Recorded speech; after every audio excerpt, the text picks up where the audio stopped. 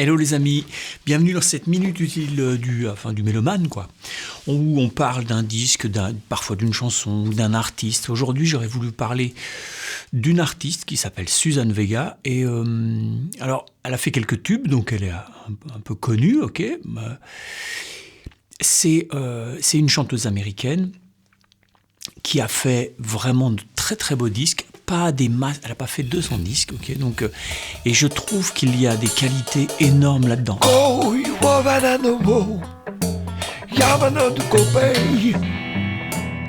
D'abord la voix qui est vraiment une voix quasi adolescente, voire presque enfantine, qui a vraiment un charme complètement inouï et très simple.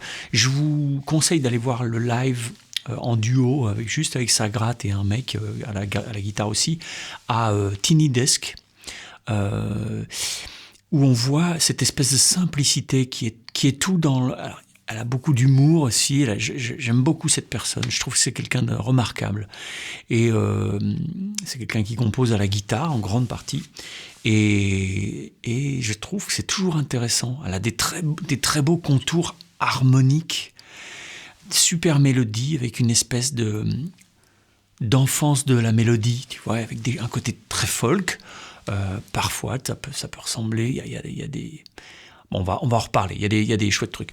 L'album dont je voudrais vous parler, c'est un album de 87 qui s'appelle Solitude Standing. C'est son deuxième album. Le premier album, il est de 85. C'était un album un peu folk. Celui de 85, très très beau, avec pareil des accompagnements de guitare bien foutus, vraiment superbes. Et celui de 87 est un peu plus pop comme ça, et un côté un peu plus pop. Ensuite, il y a un troisième album qui est vachement bien aussi. J'ai beaucoup aimé un autre album qui s'appelle, je vous le dis en français parce que je suis pas trop fort en anglais, qui s'appelle 99,9 degrés Fahrenheit.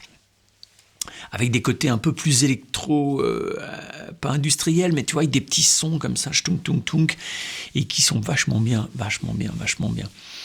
Le premier morceau de cet album, Solitude Standing, c'est un truc qui a fait un tube par la suite, qui a été remixé, qui s'appelle Tom's Dinner. Tu connais, hein?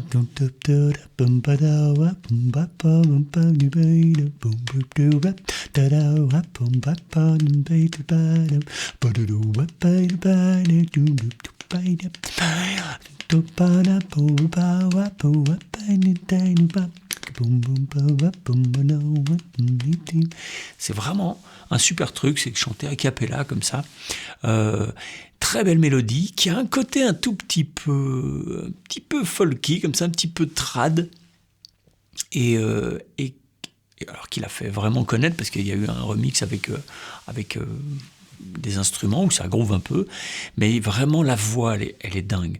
Juste peut-être pas après, mais dans cet album il y a eu deux tubes. Il y a eu celui-là, Tom's Dinner, et puis il y a Luka, Luka, qui est une espèce de chanson sur un peu c'est le point de vue d'un enfant, d'un jeune enfant, je sais pas, je me rappelle plus exactement les paroles, hein, mais bon, d'un jeune enfant qui s'appelle Luka. My name is Luka, I live at the second floor. Et ça dit des choses vraiment... à un moment, ça dit juste « ne me demande pas comment ça va », parce que ça parle de maltraitance, en fait. Et pour l'époque, c'était pas des sujets super courus, d'accord ? Ce que j'aime chez Suzanne Vega, c'est que dans les années 80, où on était souvent dans... Allez, les grosses caisses sont de plus en plus comme si tu avais laissé tomber une machine à laver du haut d'une falaise, les trucs comme ça. Elle, non, elle reste dans des choses vraiment fines, intelligentes. Il y a un côté très cultivé aussi par moments.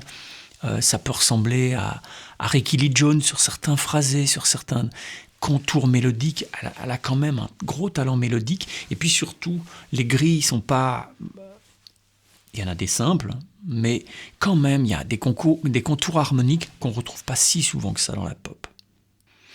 Il y a un morceau qui s'appelle Wooden Horse, peut-être, Les chevaux de bois, qui est une très très belle chanson, avec une bascule mineur, majeur, mineur, majeur. En fait, ça commence en majeur, Oh, je sais pas en quoi c'est, mince. Peut-être en mi. Je crois bien que ça doit être en mi.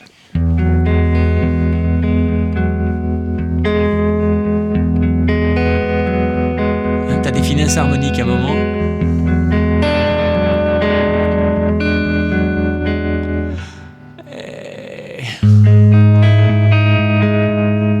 Ok.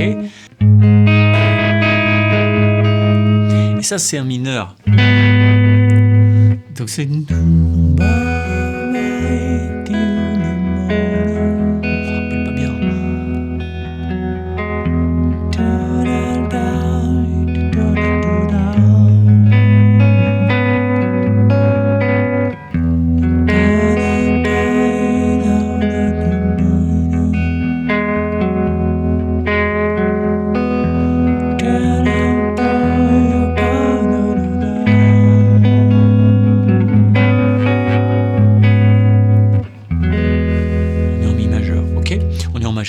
Et puis, à un moment, le B, il fait... Il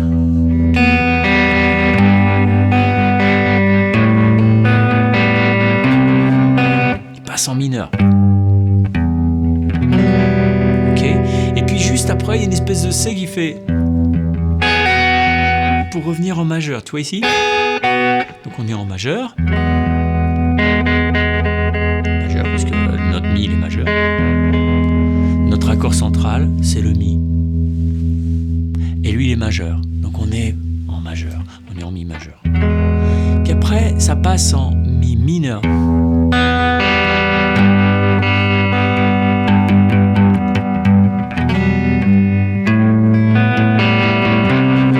Toi, ça, c'est un degré B6. C'est vraiment symbolique, enfin, symptomatique du mode mineur. Et puis après...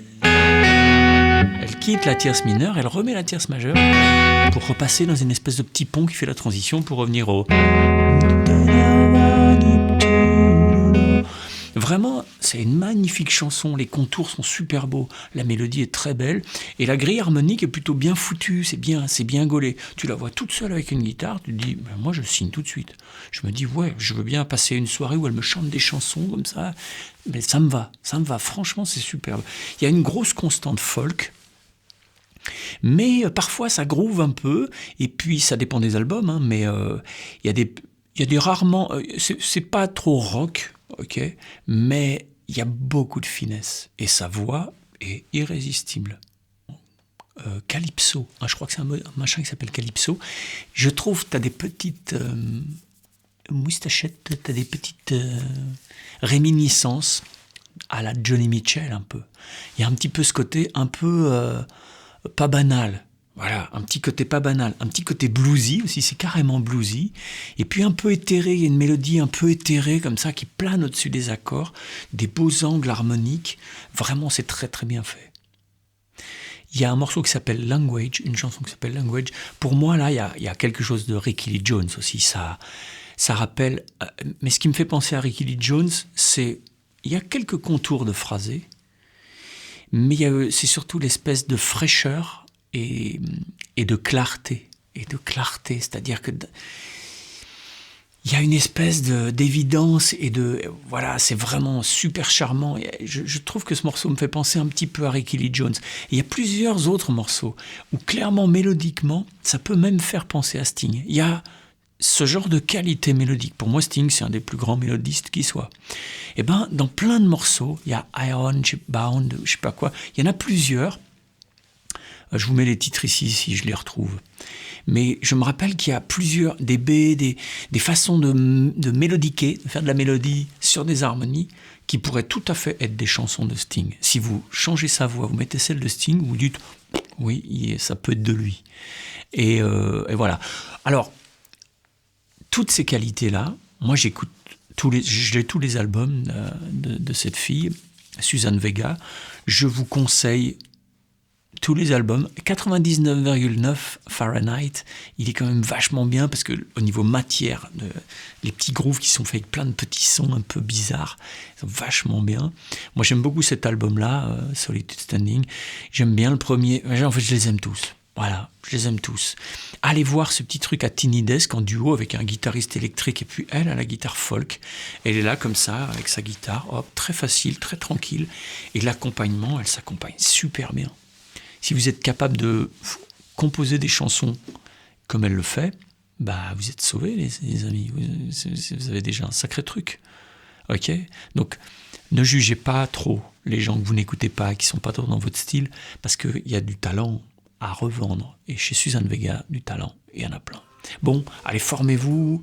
Et puis je vous dis à très bientôt pour un prochain numéro. Je vous ferai peut-être des trucs sur les autres albums de Suzanne Vega. Je suis fan. Allez, bye. Bibis. Ciao. Bibis.